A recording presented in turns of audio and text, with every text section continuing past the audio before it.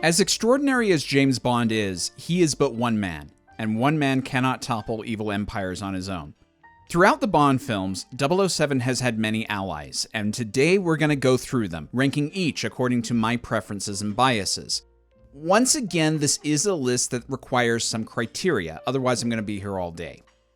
For the sake of my sanity, I decided to keep it to just male allies. There are plenty of great female allies throughout the series, but since most of the Bond girls count, and I've already done 2 long-form videos highlighting over 100 of them, I was worried about retreading old ground. So I figured this was a compromise everyone could live with. I made the difficult choice to include no major recurring allies employed by MI6, so that means fellow 00 operatives M, Tanner, Robinson, Sir Freddie Gray, and so on are not going to be here. This is mostly to keep the playing field fair. How could most of the list hope to stack up against giants like Lois Maxwell and Desmond Llewellyn? I will be including one-time associates that actually go out in the field with Bond on a mission, like Jim Fanning from Octopussy, or local contacts like Lieutenant Hip and Luigi Ferrara. Now, about Felix Leiter. He's a particularly strange case here, as he does appear in multiple films and is recast frequently enough that he warrants his own ranking video.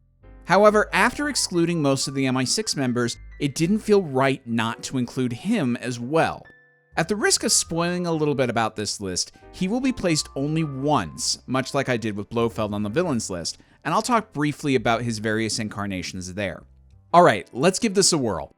Here are the male allies of James Bond, ranked from worst to best in a completely objective and uncontroversial way.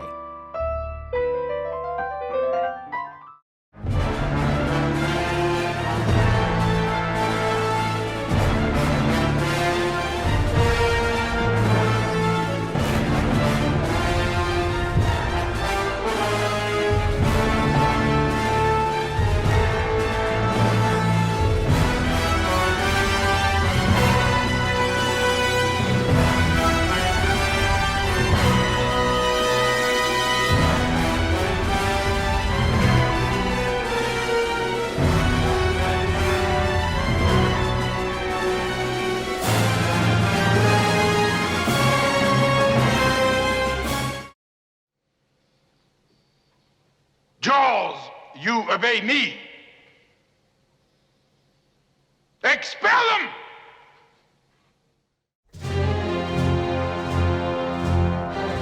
Okay, I'm only being half serious about including Jaws on this list. No, I don't seriously count him as an ally. However, he did join Bond's side in the third act of Moonraker, and he's not the only henchman to make this turn. You have Coots in Thunderball, Lady Fiona in Casino Royale 1967, and Mayday in A View to a Kill, to name a few. Jaws is a fantastic villain for the series, but I think he's also a decent ally. He helps Bond escape the space station and fights against Drax's army. I think that at least earns him a nod. I know people are split on his turn, and if I were on the creative team at the time, I would have argued against it. But given the treatment of Jaws in Moonraker throughout, I personally think this is one of the least stupid things about his portrayal there, though it reeks of a decision made because the creators wanted to please the kids, and as an adult, I have to live with this. But since he's primarily a villain, I think keeping him off the main body of the list and giving him an honorary status here is more than fair.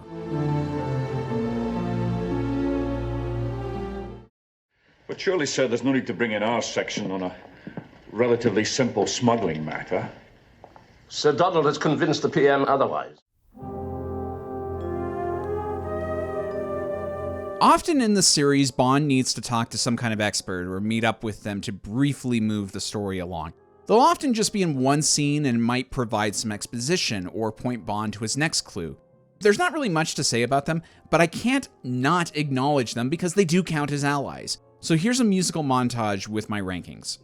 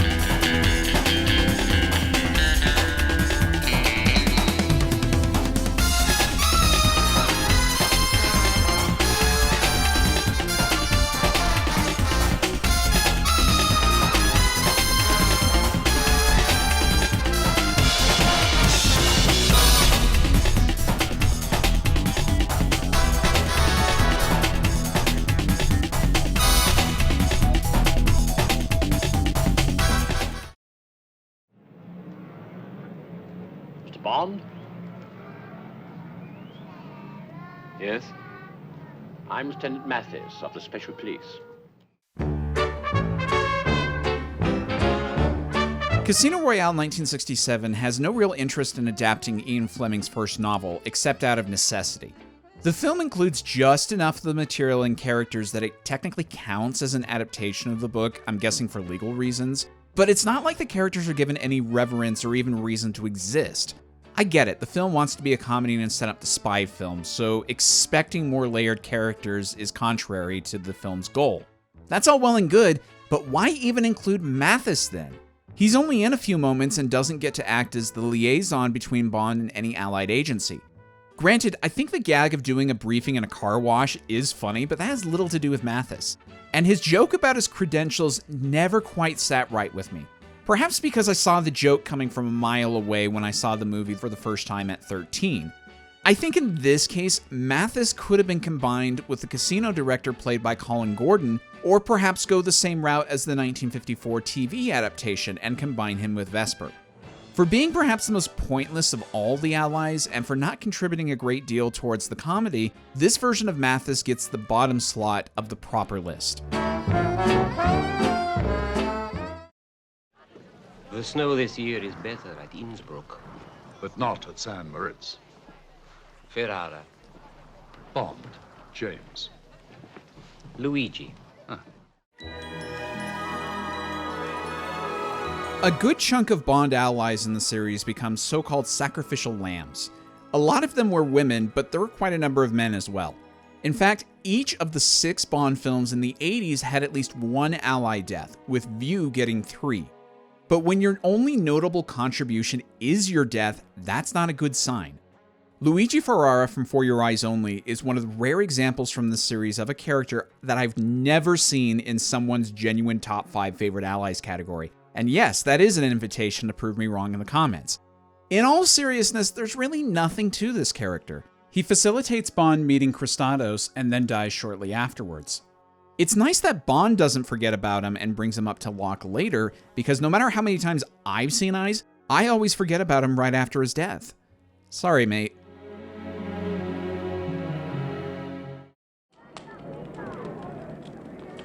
Hey there. Did you finally make contact? You're late. Felix Leiter, this is Pinder, our man here. How do you do? This way, gentlemen. Thunderball is a doomsday scenario of an operation, so I don't begrudge the all-hands-on-deck approach. However, the film suffers from having so many interchangeable side characters. In real life, you would have all these people performing their unique roles. But in a film, conciseness is appreciated, and you don't want your audience to get confused with the roster. Largo's Cabal is more guilty of this problem, but the Allied forces are no different. Pinder serves as a local contact in the Bahamas, but I see no reason why this role couldn't have been fulfilled by Paula Kaplan. I wonder if Kevin McClory thought so as well, because in Never Say Never Again, Nicole serves both Paula's and Pinder's role in the story. So he's towards the bottom of this list, less for being awful so much as being unnecessary and unmemorable.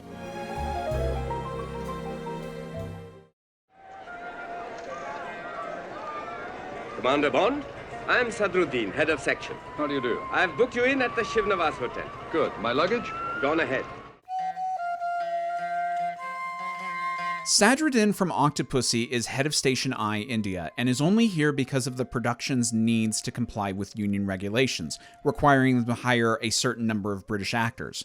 As such, he's fairly unnecessary to the story, and his role could have been fulfilled by Vijay, who does get more to do and makes a bigger impact. Albert Moses, a returning veteran from The Spy Who Loved Me, does nothing wrong with the part, but it's a thankless role that isn't elevated by either him or the script, so I've got to rank him on the low end of the list.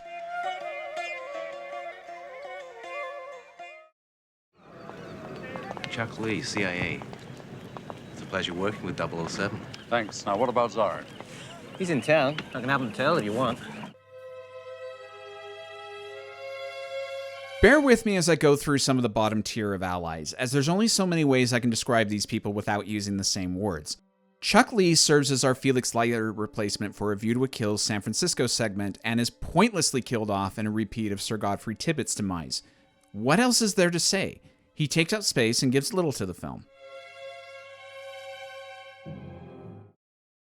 And I, Achille Aubergine, intend to find it.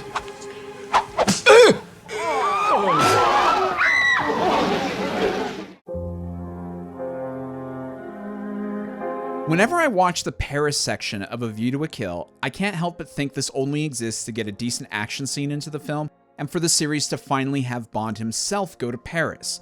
It's just such a shame that the excuse is that Bond has to meet with a French detective at the Eiffel Tower's restaurant. It's not like the series hasn't indulged in some cartoony aspects, particularly with Octopussy, but they always tried to balance it out with some more down-to-earth and serious elements. Unfortunately, Achille Aubergine is not one of those. Everything about him feels exaggerated, most notably the voice, and the only way he could be more of a clown to me is if he donned an actual clown uniform. At least I remember him more than the previous entries. An aggravatingly pointless detour with good intentions.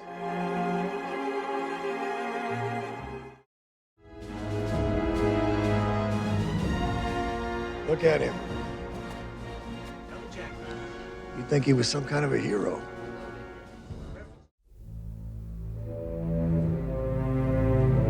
I get that there needs to be some official resistance to Bond's work in Dino of the Day, but I always felt Damien Falco was far too unlikable to catch on.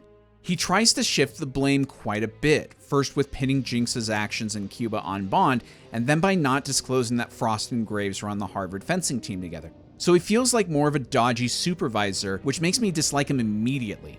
Though, side note, how is that Falco's fault? M should have been able to figure that one out, and Miranda was her agent, so she should bear at least some of the blame. Anywho, this is nothing against the late Michael Madsen, who is a fine actor. I just don't like Falco, and knowing that he would have been brought back for the Jinx solo film had that happened makes me even more relieved that it didn't. In future, Commander Bond, if you must tour the world of Susie 1 by night, kindly inform our man here, Lieutenant Hip. Sorry, Commander.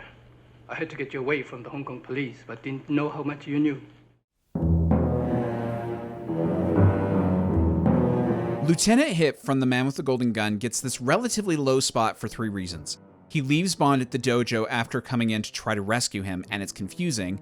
He unnecessarily prolongs the mystery about his allegiance to MI6, making for one of my least favorite scenes in the series because it is so drawn out. And he's overshadowed by his nieces. I do like that he's not a sacrificial lamb, but I don't like that there's no real payoff to the character.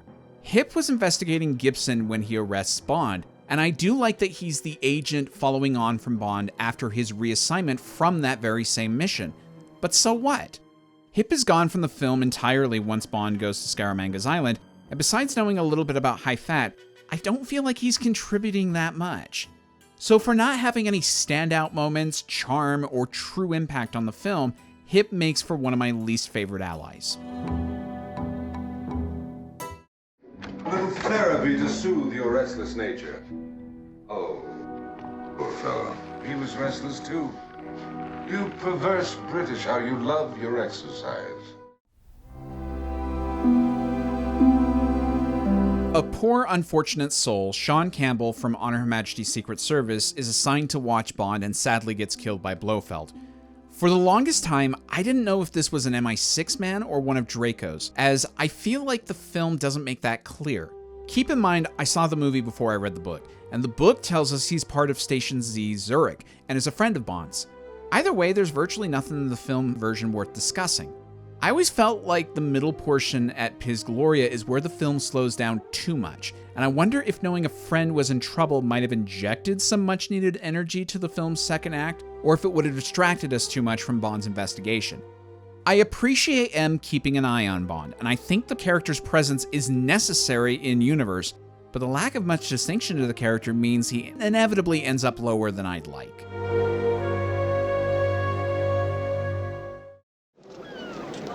Nigel Smallfoot, British Embassy, Nassau. How'd you do, Nigel? Sorry I'm late. Quite possibly the most out-of-place character in Never Say Never Again, and thus the entire series, Nigel Smallfoot is played by Rowan Atkinson. I find the casting more interesting than the character himself, especially since Atkinson is a wonderful comedian, gaining later deserved recognition for his Mr. Bean character. He also stars in one of the more famous modern parodies of the Bond series, Johnny English. How can I not find it ironic then that his first major feature is a Bond film? Small Fawcett is the comic relief in the Bahamas, and I do appreciate his part in some of the humor surrounding him, given that most of Never Say Never Again frankly threatens to bore me to sleep. He doesn't feel compatible with the film, thus he sticks out in a bad way, and I have to take that into account when placing him on this list. Still, he is memorable and does make me chuckle occasionally, so I've got to give him some credit over the preceding entries here.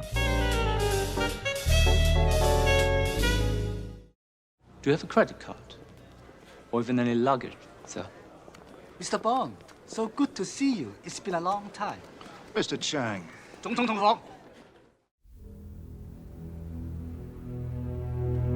Mr. Chang from Die Another Day was to have been a reprise of Michelle Yeoh's Wei Lin, and I would have preferred that. Alas, Chang adequately serves a plot function, and that's about it. I like that he offers an open hand to Bond publicly, but is very aware that his unannounced presence is going to be an unneeded headache.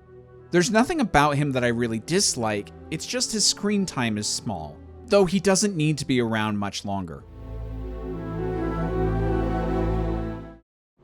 As I was saying, Quarrel, a lousy agent, but the compensations speak for themselves. Rosie Carver, meet the man who shares my hairbrush. Quarrel Jr. Quarrel Jr. from Live and Let Die shares Bond's hairbrush, and that's about it. Because of Quarrel Sr.'s death, he obviously couldn't be here like in the book, so we're introduced to his son. I think he's fine in his part, but ultimately nothing special. Now, if he were brought back for License to Kill, as Calvin Dyson suggested, that may have helped immensely. In lieu of more to talk about, I'd like to point out that actor Roy Stewart was born in 1925 and John Kitzmiller was born in 1913, making father and son only about 12 years apart in age. A bit young to be siring anyone, but I suppose if we can accept Sean Connery as Harrison Ford's dad in The Last Crusade and they're also 12 years apart, we can accept it here too. Harold Strutter, CIA. Where were you when I didn't need you? Got obvious you weren't coming out front. Not even with that clever disguise you're wearing. White face in Harlem. One of the functions of Bond's allies is to provide an extra set of eyes, and Harold Strutter from Live and Let Die essentially fulfills the same function as Sean Campbell's from Majesties. I do like Strutter more, as he actually has some chemistry with Bond, and I like his death being the same as Hamilton's from the pre-credits. Better yet, it's done off-screen, and his absence is only briefly acknowledged by Bond in Lighter. It's a great way to play on audiences' expectations and see if they've been paying attention throughout the film. Minister? Commander? I think you know Jim Fanning, our art expert. Yes, hello, Jim. James? I find it odd not only that MI6 has a resident art expert who they send out on assignments, but that he has a history with Bond. But I like the dynamic Jim Fanning brings to the art auction at Sotheby's in Octopussy. He's probably more of a behind-the-desk worker and is delighted to get out every so often. However, he's not prepared for Bond's methods and thus acts as a bit of an audience surrogate, reacting to Bond probably the way I would if I were sitting next to him. For fulfilling his purpose and bringing color to a nothing character, Fanning makes for a solid one-off character. You can go straight off. The first tee is clear. Fine. I'll get Hawker to caddy for you, Mr. Bond. Well, that'll be splendid. Shall we make it a shilling a hole?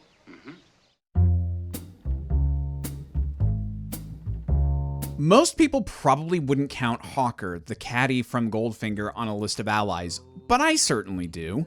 This very easily could have been a placid character who says little, but Jerry Dugan seems to be having a ball with the role, and I do appreciate his charm. I'm not arguing he should have more screen time than he does, but it's a small example of how Goldfinger is an exceptional film, partly because it's sprinkled with inspiration and memorability, and that extends to minor bit parts. Such a fun presence. To enter his web of sin. Excuse me.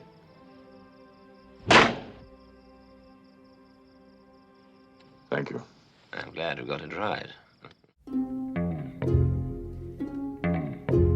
Henderson from You Only Live Twice is probably only really memorable to most because of Charles Gray, and because the character has a fairly expansive role in the original novel. However, he doesn't detract from his film, and I find him quite likable. I think the move to kill him off was justified, if only for the moment where he dies. Suddenly going silent is so chilling, and it's one of my favorite bits in the film. In an alternate universe, I would have loved to have seen this guy in the film more, but for now, I'm quite happy with what I got. You picked the wrong parish to haul ass through, boy. Nobody cuts and runs on Sheriff J.W. Pepper. And it's him speaking, by the by. A very divisive character, Sheriff J.W. Pepper appears in both Live and Let Die and The Man with the Golden Gun. He's more of an ally in Golden Gun, though he's admittedly just along for the ride and provides nothing but comic relief. In Live and Let Die, he's a caricature of an opinionated Southern policeman in love with the sound of his own voice, and he acts as more of an actual detriment to Bond's escape. Screenwriter Tom Mankiewicz admits the sheriff was created as a way to allow for some fun in a film with mostly black villains, which was a hot-button issue at the time for a series with a white male lead. Whether this character works for you or not is a matter of taste, and if I'm being honest, he really doesn't on paper in Golden Gun, and he's a bit much in Live and Let Die. However, actor Clifton James goes a long way to making me accept him as part of the package for both films. This may be nostalgia speaking, but I really can't imagine either film without him, and he does add energy whenever he's on screen. He's really not a great ally in comparison with most of the rest of this list, and I realize there are people gathering torches and pitchforks as I say that. But allow me to say this is where my own hypocrisy shows. I tend to want characters that help move the story forward or contribute positively to the experience without dramatically taking over. Sheriff Pepper really falters when I take a step back and try to be consistent with my own values. But personal biases can, do, and should play their parts in subjective rankings like this one. And thus he is this high because of my own attachment to the character. No, British intelligence, Mr. White. James Bond. I see you met my friends Bambi and Thumper. Yes, we did have a bit of a chat. Diamonds Are Forever is presented like a mystery, and it revolves around Willard White's activities. Turns out he's had nothing to do with the diamond smuggling and laser refraction weapon, and was being held hostage. For someone who doesn't show up physically until the third act, you would think this would be one of the blander allies of Bond. I realize this is a taste issue, and not everyone's going to appreciate Jimmy Dean's country charm, but I do. And I think this is yet another case of the series casting musicians for parts that do a solid turn as their character, which weirdly happens a lot. I do like his willingness to fully cooperate with Bond and not treat him with suspicion, as he's been locked away for some time, and this very easily could have been played as an uneasy alliance where White is cautious of putting his faith in anyone who's not Blofeld.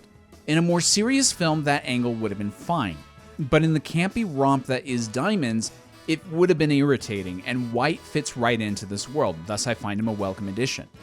This may be a hot take, as Diamonds is mostly disliked within the fandom. From Com Sub-Atlantic, sir. Right.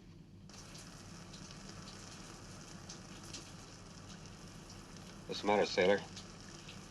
You never see a major taking a shower before?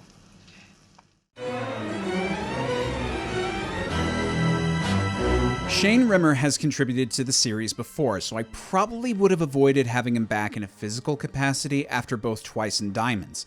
But The Spy Who Loved Me gives a chance to shine, and I think he contributes a lot. He argues with Bond, but never in an aggressive way. He provides more of a voice of reason, especially when Bond asks for time to rescue Anya. He even goes above and beyond the favor by providing Bond with just a little more time. And he feels like an even contributor in helping to stop Stromberg's plans. A nicely done supporting role. I'm a friend of Commander Strangways. No, ain't that nice? I like people who's friends of people. I think Quarles suffers a bit in the films because the books were adapted out of order. He appears in Live and Let Die first, and with Dr. No, he greets Bond as a friend, and you really feel a sense of camaraderie between the two. Yet the films were adapted out of order, thus Quarrel only gets the one adventure. Yet John Kitzmiller gives the role a lot of personality and helps to elevate the character beyond just another voice in the cast. He's superstitious but will still charge head-on into the fire because it's his duty. I feel a lot of sympathy for the guy throughout, and his death is one of the most horrific of the series. I feel his presence was evoked with 2 other characters in the series, so this one-film wonder does leave a greater impact than most. I'd come to think the delectados would never be smoked. They are particularly harsh at those who once held Mr. Bond.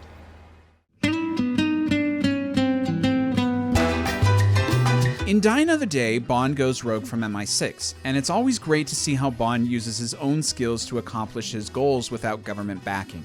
He knows how to operate independently and how to play the game. Raul is a sleeper agent who provides Bond with some resources, and Emilio Echevarria is one of my favorite overlooked cast members in the film. His wink-wink arrangement with Bond provides a unique dynamic, and I'm glad he was given a solid part to play in one of the film's better sequences.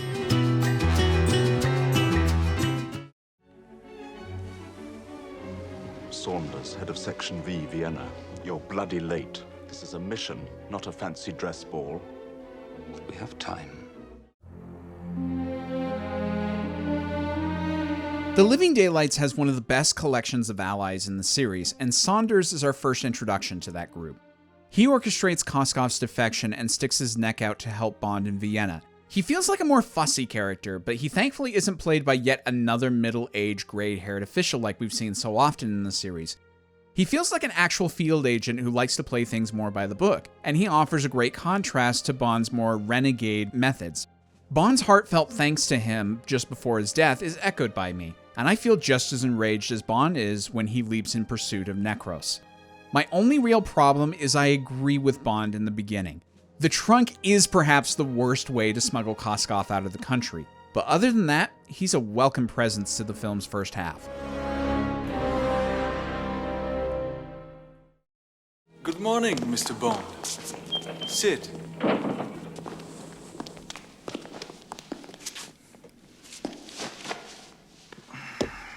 I'm Defense Minister Dmitry Mishkin.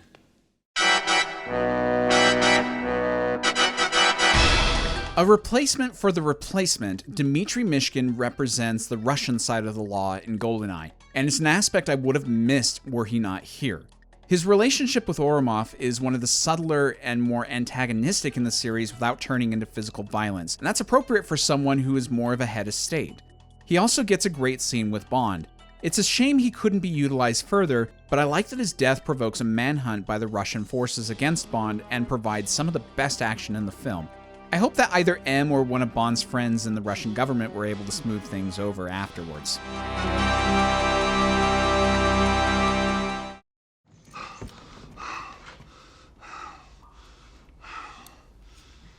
I don't condone what they do here.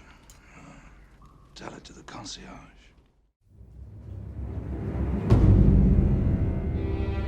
I never hear anyone talk about General Moon, which is a bit surprising because he made an impression on me. Die Another Day was my first Bond film, and so this character was my introduction to the more gray allies of Bond. He's never a straight-up ally, so some might argue he doesn't belong on this list. However, he feels a lot like General Gogol to me. He's not really evil, and he seems to be genuinely interested in peace for his country, but that doesn't mean he's buddy-buddies with Bond. Kenneth Sang really elevates the role, with the scene with him and Bond on the bridge being one of my highlights of the movie. I guess the reason he's not talked about more is because he's not in the film for very long, and because Die Another Day isn't particularly beloved within the fandom. A shame, because I'm someone who tries not to overlook a film's more positive qualities just because I don't like it overall, and I cite General Moon as one of the positives of Die Another Day.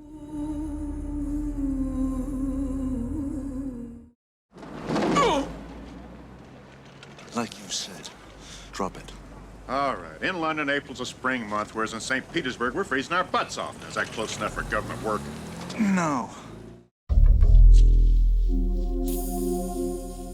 The CIA and Bond have a long history, and while I prefer to get more Felix Leiter in the series, I suppose it's nice to have someone else on occasion. Joe Don Baker plays a role more tailored to his talents, and Jack Wade becomes an appealing addition to the world of Bond. He mostly serves to get James from point A to point B, but Baker endows the role with personality, enough to get a sense of who this man is outside of his job, which I appreciate. His reprise in Tomorrow Never Dies is a bit wasted, but I do smile when he comes back. Had Pierce Brosnan's Bond done one more film, I think it would have been nice to have Wade return and perhaps play a larger role. Okay, but strictly as an observer. Sorry, Sharky. Hey, what me? Hey, you guys, you can't do this to me!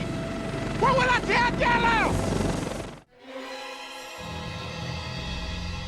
We've already seen examples on this list of people who get their position based on personality alone and a willingness to be helpful.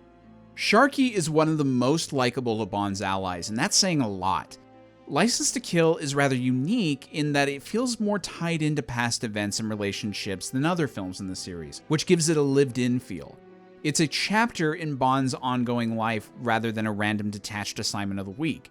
We don't need to see Sharky's history to appreciate his connection with Bond, as Frank McRae, David Hedison, and Timothy Dalton feel like actual pals going back years, and that's a testament to great casting.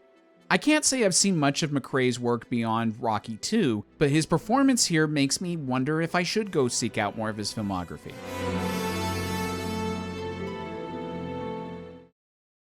I play a bit myself. Really? As a matter of fact, I've got a part-time job as a pro at Kamal's club. What have you learned so far? Well, my backhand's improved. Vijay from Octopussy is played by Vijay Amritraj, a real-life tennis player, and he's a more personable and human ally. I love his natural charisma. I love his willingness to help a frustrated Q out, and I think his death is a very effective one for being off-screen. He would be even higher for me were his role not compromised by the production. Because of that decision, Vijay becomes merely a fellow field agent and fails to obtain his full potential. In fact, I think we could have had another Tiger Tanaka on our hands here had the filmmaker's hands not been tied, but oh well.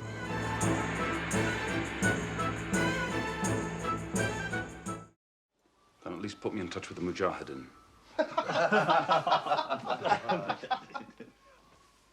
Deputy Commander of the Eastern District.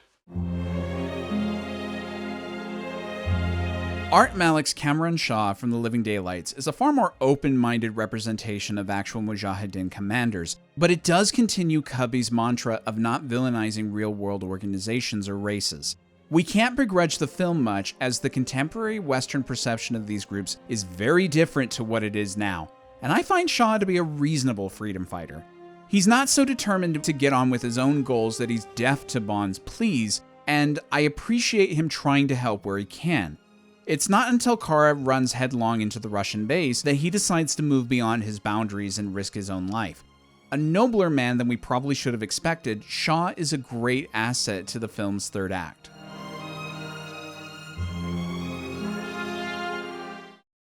Get into town, call M, and ask him to put a trace on this check. Be as quick as you can. If those guards we laid out identify us, we're going to have to move fast. What shall I say if they ask where I'm going? Let's tell them we have to get the car washed.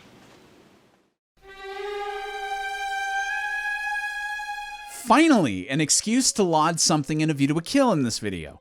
The entire appeal of Sir Godfrey Tippett's character is in the actor Patrick Macnee, and it's a delight.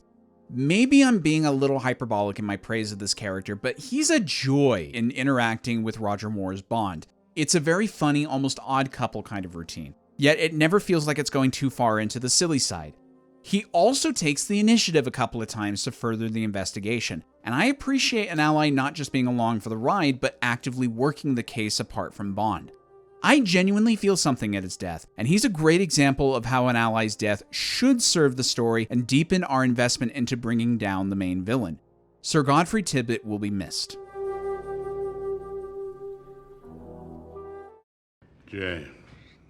James Bond.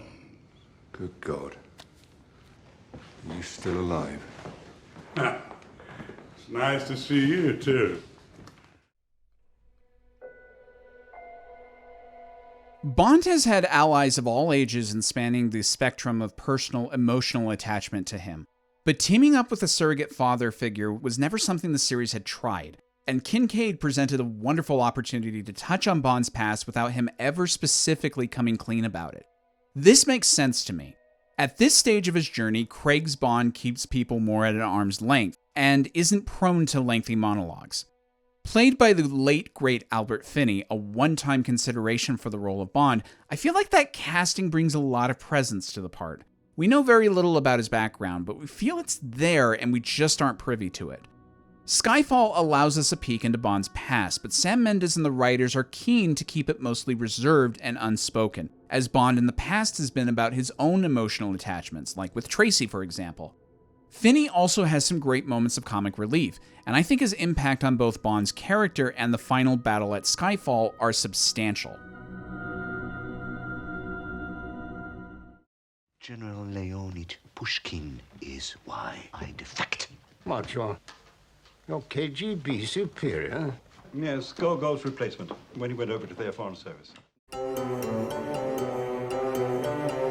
The Bond series is successful about half the time in getting return cast members. In this case, the part of General Pushkin in The Living Daylights would have been better served if Walter Gotell could have come back as General Gogol, but alas. In his stead, we have John Rhys-Davies, who does a fine job distinguishing this character from Gogol. He feels like less of a passive bureaucrat and has a wonderful respect for Bond. Cards on the table, the scene between him and Bond in the hotel might be my favorite scene in the whole film. There's such an air of genuine danger to it, every sentence hanging on whether Bond is going to execute this man, and Davies plays it as a man resigned to his fate but refusing to cower. It's a brilliant dynamic and evokes Ian Fleming's style of writing and espionage. I understand him not coming back for License to Kill, as his presence would have added nothing to that film's story. But I do wish he had returned for GoldenEye, as I think the interrogation scene with Bond and Natalia would have been provided an interesting layer if it was someone who already knew Bond previously across the table from him.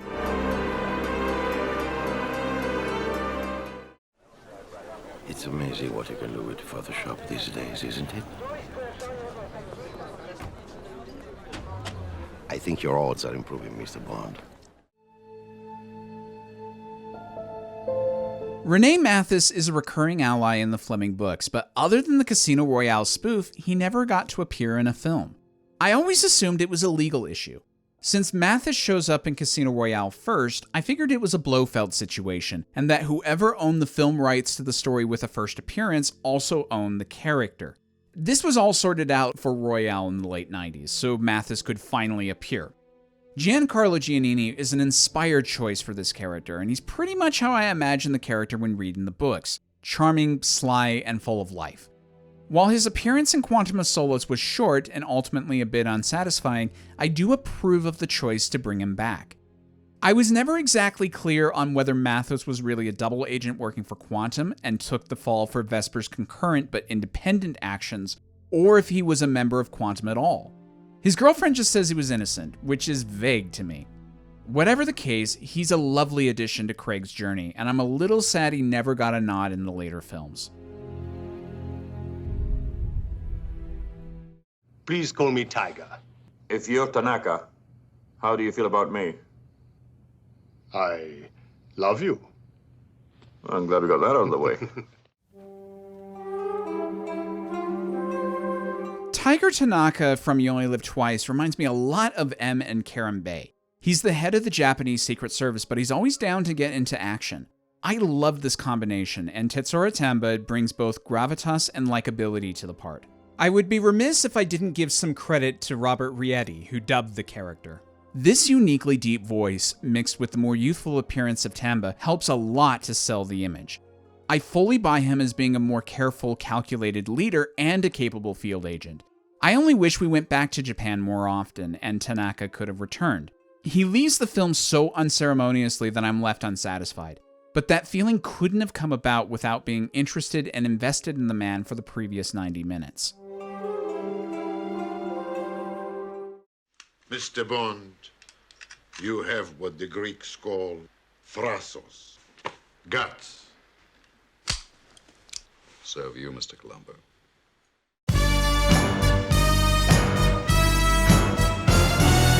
I tend to dog on For Your Eyes Only for having some rather weak representation in most categories of characters, but Milos Colombo is one of the two brightest spots in the cast outside of the series regulars. There are shades of Karen Bay and Valentin Zukovsky to this character, but Israeli actor Topol brings a more rugged charm here, and makes for someone I could genuinely see Roger Moore's Bond hanging out with afterwards. He's equal parts top dog, frontline fighter, and intelligent scoundrel. He has a grudge against Christados, but he's never portrayed as evil or in the wrong, which I go back and forth on, especially since Eyes wants to make a point about how revenge corrupts the soul. Then again, his actions provide a way for Melina not to dirty her own hands since he was already a criminal. It's surprising he's not in the movie more, given that Christados brings him into the story early on as a way to cover up his own criminal activities.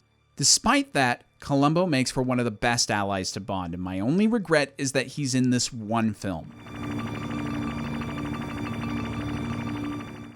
An ex-KGB guy. Tough mother. Got a limp on his right leg. Name's Zukovsky.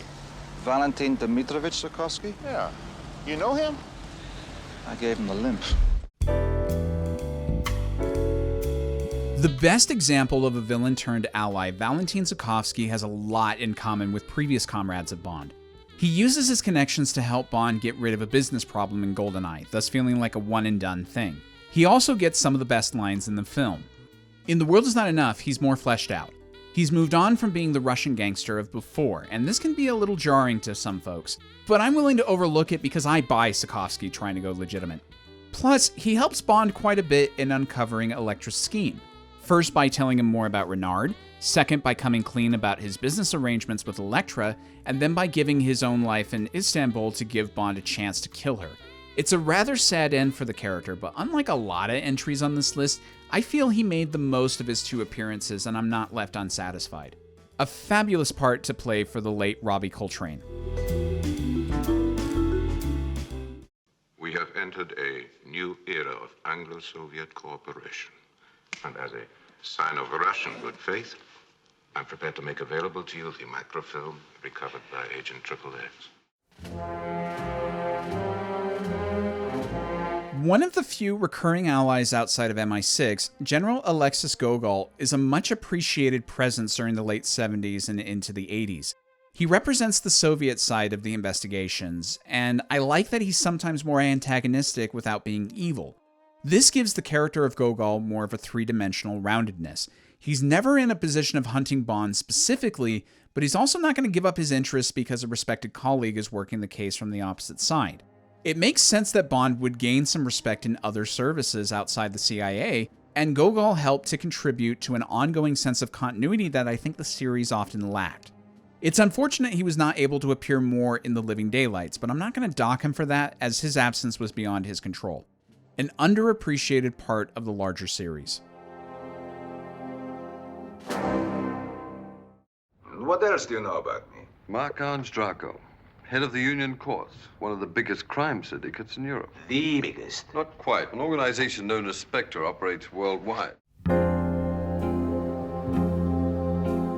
Perhaps the ally with the biggest emotional and personal connection to Bond, Mark-Ange Draco very well could have been a villain in another context, and thanks to a Raymond Benson continuation book, we got to see him in such a light.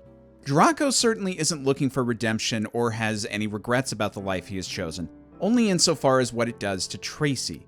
He watches his daughter go from the princess of a criminal empire to a walking shadow of a person, whose rebellion causes her to lose all joy in her life. I love this angle of a criminal father trying to secure a better life for his daughter and appealing to a law enforcement official for help. Bond knows that this assignment requires him to go beyond the service, and it makes sense to let Bond do that in a film that also has him fall in love. A combined angle of unprofessionalism and emotional attachment I don't think we'd buy if the established Connery was still in the role. Gabriel Verzetti, along with the voice of David D. Kaiser, brings a rugged charm to the film, and I love his part in the finale. Because the series immediately moved on from Majesties, Draco got left behind, and while I doubt Bond would have continued to attend the man's birthdays in Tracy's stead, I think it was a missed opportunity not to check in with him after Tracy's death and see how his dream of a better future was shattered alongside with Bond and how that changes him. Who knows, maybe the man would have become a bitter enemy of Bond's, or perhaps an estranged ally. I think there's more to do with Draco than we've done so far, and depending on what Amazon decides to do with their version of Bond, I think we might finally have a chance to take advantage of the storytelling opportunities he provides.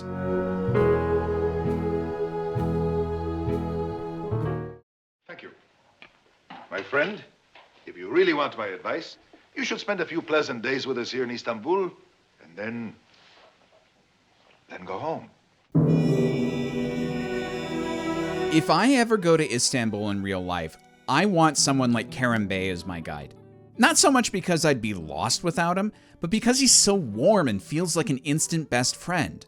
Whether he's showing you the fine nightlife of the Romani people or the rat-infested sewers, he makes you feel like a celebrity. He's also quite well informed and has an amazing network of contacts that you can trust.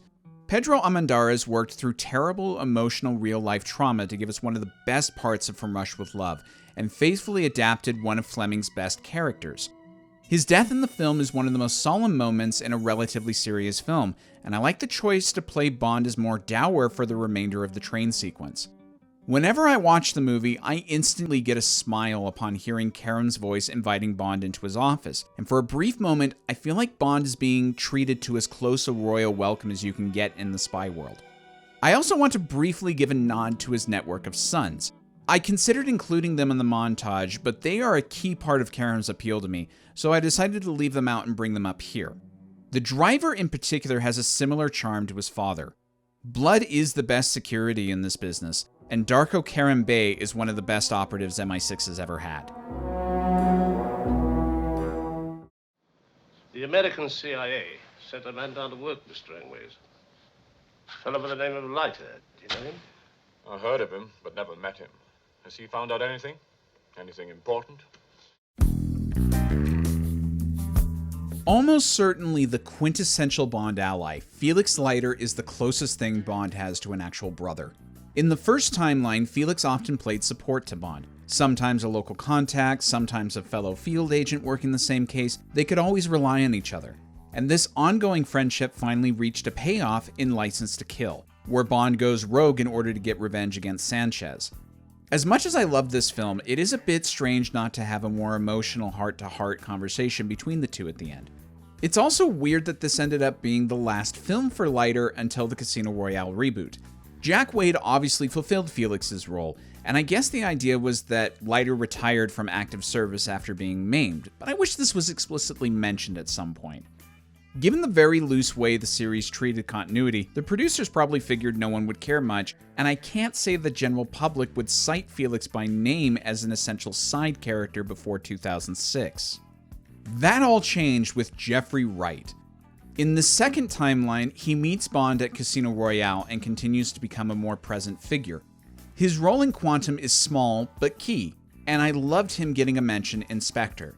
In No Time to Die, Wright really delivered on his acting skills and made Felix feel the most like an actual personal friend in a way that we haven't seen since David Hedison's version. For that reason, I would pick the Craig incarnation as my favorite version of Felix, with Hedison being number 2. I do like the others to some degree, particularly Jack Lord and Bernie Casey. For my least favorite, that's tough. I really dislike Norman Burton's version of the character from Diamonds Are Forever, mostly because he's a step or two behind Bond, and I think he's a bit over the top at points. However, I might have to give the bottom slot to John Terry. Not because he does anything wrong with the part, but because he feels like an afterthought in The Living Daylights, and I often forget he was even in the film. Despite these relative lows, Felix is my favorite of Bond's allies, and I bet for many fans, they rejoice whenever he crops up in an adventure.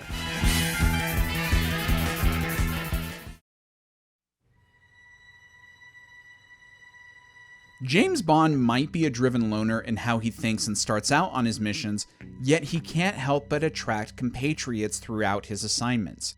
We rarely hear much grandstanding in the pre-release material in the press about the Allies. They mostly are focused on the new villains, girls, director, composer, etc. However, I like to keep an eye out for the supporting cast, as they do a lot to grease the wheels and help the movie achieve its goals. They can also be a detriment. A weak supporting group of allies can really bog the film down and make the ever-present formula that much more apparent. But when done right, they are the most vibrant of the cast members and make us feel more at home when traveling the world with our favorite secret agent.